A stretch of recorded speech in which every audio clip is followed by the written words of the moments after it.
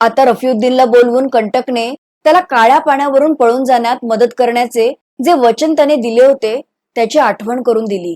रफीउद्दीन तर एका पायावर तयार होता. तो म्हणाला की इथून पळून जाणे सोपे नाहीये, त्यासाठी पक्का बेत रचण्याची गरज आहे आणि तो भयंकर बेत मी आखलेला आहे. एवढे बोलून रफीउद्दीनने आजूबाजूला कोणी नसल्याची खात्री करून घेतली आणि नुसता सांगताना आणि ऐकतानाही अंग थरथवणारा बेत तो सांगू लागला. अंदमानातल्या वनात मिळणारे लाकूड घर बांधणीच्या कामात उपयोगी पडणारे असल्यामुळे युरोपमधून त्याला खूप मागणी असायची आणि आज तशीच युरोपमधून आलेली मागणी पुरवण्यासाठी रान तोडाईच्या विभागात काम करत असलेल्या कंटकच्या तुकडीला वन अधिकाऱ्यांची विशेष आज्ञा सुटली होती. त्या आज्ञेप्रमाणे त्या तुकडीला आजपर्यंत कधीही प्रवेश न केलेल्या नव्या रानात शिरून तोडाईचे काम करायचे होते. सुरुवातीला त्या रानात आधी वाट तयार करून घ्यायची. नंतर मोठमोठ्या वृक्षांच्या भोवती असणारे दाट जाळ्या झुडपे छाटून टाकून जे उपयोगी पडणारे वृक्ष असतील त्यावर डांबरी क्रमांक टाकायचे आणि मग करवती कुऱ्हाडी घेतलेल्या 200 बंदीवानांच्या टोळ्यांकडून त्या वृक्षांना कापण्याचे, तोडण्याचे आणि मग तासण्याचे असे अतिशय कष्टाचे काम करवून घ्यायचे होते. अशा या कधी न तोडलेल्या जंगलात जाऊन काम करणे हे धाडसाचे काम समजले जायचे, कारण अशा रानात रानटी कडव्या जमाती वसत असल्या तर त्या कधी तिथे प्रवेश करणाऱ्यांवर तुटून पडतील हे सांगता येत नव्हते. त्यामुळेच कंटकने सुद्धा बंदिवान निवडताना धाडसी, काटक, रान तोडाईच्या कामात कसलेले बंदिवान निवडले, ज्यात रफीउद्दीन सुद्धा होता.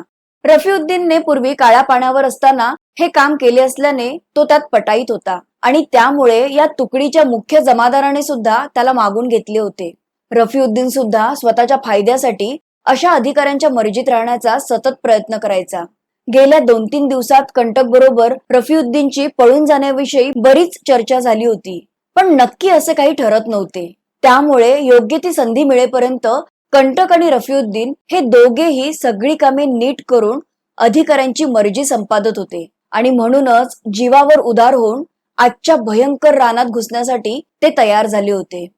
पहाटे पहाटेच एका पायात साखळबेडी कमरेपासून घोट्यापर्यंत जखडलेली, अंगावर फक्त लंगोटी घातलेले 200 बंदीवानांची तुकडी मिळालेली कांजी खाऊन रानात जाण्यासाठी तयार झाली होती.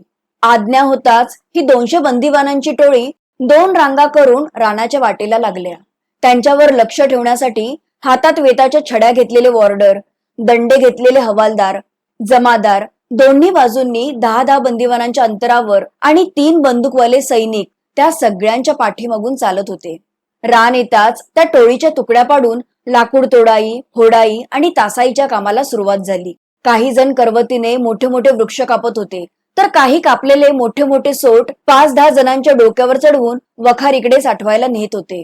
हे सगळे करताना कोणी झाडावरून पडून, तर काही विषारी जंतू चावून, तर काही वॉर्डरांचे दंडुके खाऊन जखमी होत होते. दुपारी 12 वाजेपर्यंत हाडे खिळखिळी होईपर्यंत सगळ्यांनी कामे केली आणि 12 वाजता घंटा वाजताच सगळे धावत पळत वखारी पुढे भाजी भाकरी खाण्यासाठी जमले. काही जण विषारी काटे खोल रुतल्यामुळे, तर काही लाकडाखाली अडकल्यामुळे लंगडत होते, तर काहींच्या अंगाची जळवा चिकटल्यामुळे, डास गांधील माशी चावल्यामुळे आगाग होत होती. अंगातून रक्ताच्या धारा वाहत होत्या. अशा अवस्थेत भुकेलेले ते बंदिवान झाडा झुडपात जिथे मिळेल तिथे जागा पकडून बसत होते. जेवण येताच प्रत्येकाच्या हातावर 2-2 चपात्या आणि पालेभाजीचा एक लगदा टाकण्यात आला. वरून पडणाऱ्या पावसामुळे चपात्यांची मऊ कणिक होत होती, भाजी वाहून जात होती आणि अशातच त्यांचे जेवण होत होते. जमादार, सैनिक आणि कंटक बाबूंना मात्र तात्पुरत्या बांधलेल्या झोपडीत जेवण दिले गेले आणि त्यांच्याबरोबर त्यांच्या मागे पुढे करणारे रफीउद्दीन सारखे बंदिवान सुद्धा होते. त्यांच्यावर विशेष मर्जी असल्यामुळे या बंदिवानांना जेवण सुद्धा थोडे जास्त मिळत होते. आज सकाळी सगळ्यांच्या आधी कंटक रफीउद्दीनसह अजून 5-6 बंदिवानांना घेऊन तात्पुरती अर्ध्या मैलाची वाट पाडण्यासाठी रानात आला होता. कंटक बाबू असला तरी बंदिवान असल्याने त्या सगळ्यांवर नजर ठेवण्यासाठी एक बंदूकधारी सैनिक त्यांच्याबरोबर दिला होता. दुपारी जेवल्यानंतर आता पुन्हा कंटकला सकाळी पाडलेल्या अर्ध्या मैलाच्या टापूत जाऊन तिथे असलेल्या उपयोगी वृक्षांवर डांबराने क्रमांक घालायचे होते आणि 5च्या आत तिथून परतायचे होते. त्यासाठी रफीउद्दीनसह 5-6 जणांना घेऊन कंटक पुन्हा तिथे गेला. त्यांच्याबरोबर रक्षणासाठी आणि पहारा देण्यासाठी तो सकाळचा बंदूकवाला सैनिक सुद्धा होता. बाकीचे बंदिवान मात्र सकाळी जिथे काम करत होते तिथेच त्यांचे लाकडे तोडण्या फोडण्याचे काम करू लागले. पाऊस अजूनही येतच होता. आकाशातला पाऊस जरी थांबला असला तरी खाली घनदाट जंगल असल्याने त्या झाडाझुडपात अडकून बसलेले पाणी सतत बरसतच होते. अंधार खूपच पडल्याने 5च्या ऐवजी 4लाच परतूयात, असे कंटक सैनिकला म्हणाला. त्यानंतर झाडांवर क्रमांक घालण्याचे काम 2-3 बंदिवानांवर सोपवून कंटक आणि तो सैनिक त्या नव्या वाटेच्या पलीकडच्या टोकापर्यंत जंगलात घुसले होते. आणि रफीउद्दीन तर त्यांच्याही पुढे थोड्या अंतरावर असलेल्या खाडीच्या एका फाट्यापाशी पोहोचला होता. तिथून समुद्र बराच दूर होता. कंटक त्या सैनिकाबरोबर मागे फिरण्याच्या बेतात असतानाच रफीउद्दीनने दबकतच कंटकला हाक मारली. कंटक त्याच्याजवळ जाताच रफीउद्दीन त्याच्या हाताला पकडून एका झाडाआड उभा राहिला आणि संशयी स्वरात म्हणाला, ते बघा, ती गिधाडं, घारी आणि कावळे त्या खाडीच्या फाट्याच्या कडेने मरून पडली आहेत. हे लक्षण काही ठीक नाही. एवढ्यात तो सैनिक सुद्धा तिथे येऊन पोहोचला होता. रफीउद्दीन म्हणाला, आपल्यावर नक्कीच मोठे संकट कोसळणार आहे. इथे राहणाऱ्या जंगली लोकांना जर कुणावर गुप्त छापा घालायचा असेल तर ते असे पक्षी मारून टाकतात, कारण त्यांची अशी समजूत असते की हे पक्षी त्यांच्या हालचाली उडत उडत जाऊन शत्रूंना कळवतात. हे ऐकून कंटक आणि तो सैनिक असे कुठे असते का असे म्हणून हसू लागले. पण तेवढ्यातच धाड धाड धाड असे बंदुकाचे बार बंदिवानांची मुख्य टोळी जिथे काम करत होती त्या दिशेने येऊ लागले. त्याचबरोबर सगळ्यांच्या ओरडण्याचा आवाज आणि त्या पाठोपाठ संकटाची सूचना देणाऱ्या घंटेचा आवाज येऊ लागला. रफीउद्दीनचे म्हणणे खरे ठरले होते. जावरेंनी येऊन टोळीवर हल्ला केला होता आणि त्यांना प्रतिकार करण्यासाठी सैनिकांनी गोळ्या झाडल्या होत्या.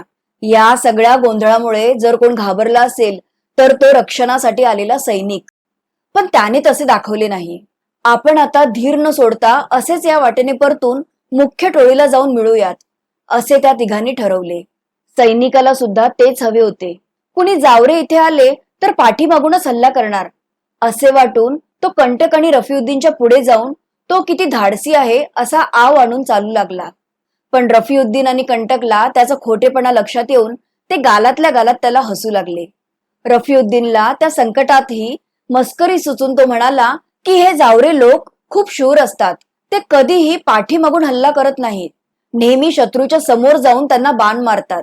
हे ऐकून सैनिक मनातल्या मनात खूप घाबरला आणि मग बंदुकीत काडतुसे भरण्याच्या निमित्ताने मागे थांबला. कंटक आणि रफीउद्दीन पुढे जाताच त्यांच्या मागून चालू लागला.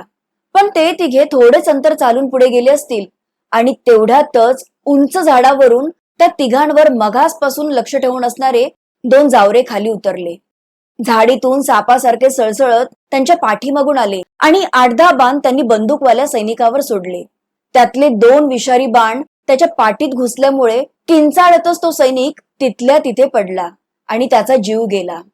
अचानक झालेल्या त्या हल्ल्यामुळे आपला जीव वाचवण्यासाठी कंटक आणि रफीउद्दीन चिखलातून सरपटत सरपटत जेवढे जमेल तेवढे झाडीच्या आत शिरले. त्यावेळेला त्यांच्या मनात जळवा, साप, विषारी काटे या कसल्याही गोष्टींचा विचार आला नाही. त्या दोघांच्याही हृदयात धडधड होत होती.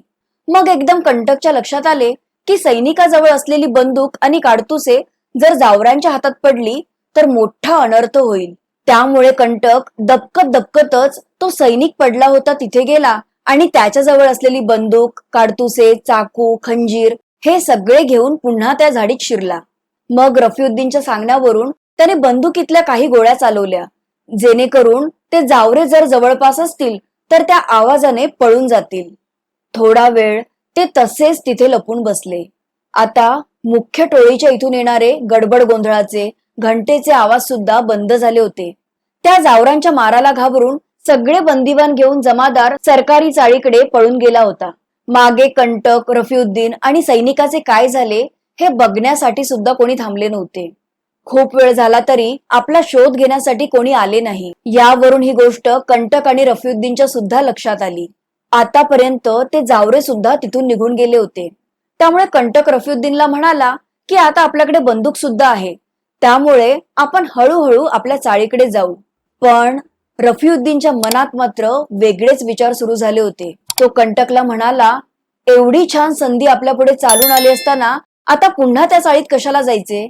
खरे तर कंटकच्याही मनात पळून जाण्याचा विचार आला होता, पण लगेच आपण आत्ता पळून गेलो तर मालतीला कसे सोडवणार असा प्रश्न त्याला पडला. त्यामुळे रफीउद्दीनला त्याला हो सुद्धा म्हणता येत नव्हते आणि नाही सुद्धा म्हणता येत नव्हते. रफीउद्दीनला मात्र यातले काहीच माहीत नसल्यामुळे तो कंटकला समजवण्याचा प्रयत्न करत होता. तो म्हणाला की आता 4-5 दिवस तरी सरकार आपला पाठलाग करणार नाहीत. ते आपला शोध घ्यायला इथे येतील, पण आपण पळून गेलो अशी शंका येऊन नाही तर जावरांनीच आपल्याला मारले असेल असे वाटून. जर आपण आत्ता पळून न जाता पुन्हा बंदीगृहात गेलो तर मरेपर्यंत तिथेच सडावे लागेल. तुम्हाला जर तेच हवे असेल तर तुम्ही परत चाळीकडे जा, पण मी मात्र आता जंगलात घुसणार. या शेवटच्या वाक्याने कंटकच्या मनात चाललेली कंटकीबद्दल रफीउद्दीनला सांगू की नको सांगू ही चलबिचल थांबली आणि तो रफीउद्दीनला म्हणाला, माझी सख्खी बहीण कंटकी सुद्धा बंदीगृहात आहे आणि ही गोष्ट सैनिकांना सुद्धा माहीत आहे. त्यामुळे मी जर असा पळून गेलो तर त्याचा सगळा राग ते अधिकारी तिच्यावर काढतील, तिचे हाल हाल करतील. त्यामुळे मी पळून गेलो तर कंटकीला घेऊनच पळून जाणार, कारण आत्ता जर मी एकटा पळून गेलो तर पुन्हा त्या वसाहतीत जाणे अशक्य होईल आणि माझी बहीण तिथेच अडकून पडेल. हे ऐकताच रफीउद्दीन म्हणाला, बस एवढीच अडचण आहे ना? तुम्ही काळजी करू नका. मी शपथ घेऊन सांगतो, मी लवकरात लवकर तुमच्या बहिणीला बंदीगृहातून सोडवून सुरक्षितपणे तुमच्यापर्यंत पोहोचवीन. कारण बंदीगृहात राहून हे काम करणे अवघड आहे, पण बंदीगृहाच्या बाहेर राहून हे काम अगदी सोपे आहे. त्यामुळे ते सगळे माझ्यावर सोपवा. तुम्ही मला अजून नीट ओळखत नाही. मी वाघ आहे. माझ्या हातात आतापर्यंत बेड्या असल्यामुळे मला काहीच करता येत नव्हते, पण या पिंजऱ्यात पडायच्या आधी मी कसा होतो हे तुम्ही पाहिले असते तर तुम्हाला माझ्यावर विश्वास बसला असता. रफीउद्दीनच्या या वाक्यांमुळे कंटकला त्याच्याबद्दल विश्वास वाटण्यापेक्षा जास्त भीतीच वाटू लागली. कारण रफीउद्दीन बोलत होता कंटकशी, पण ते बोलणे ऐकत होता किशन. किशनला रफीउद्दीनचा मूळचा स्वभाव माहिती होता, पण त्याने स्वतःला सावरले. त्याच्या मनात लगेच विचार आला की याच्यातला वाघ जरी पुन्हा जिवंत झाला तरी मी सुद्धा आता पटाईत झालो आहे.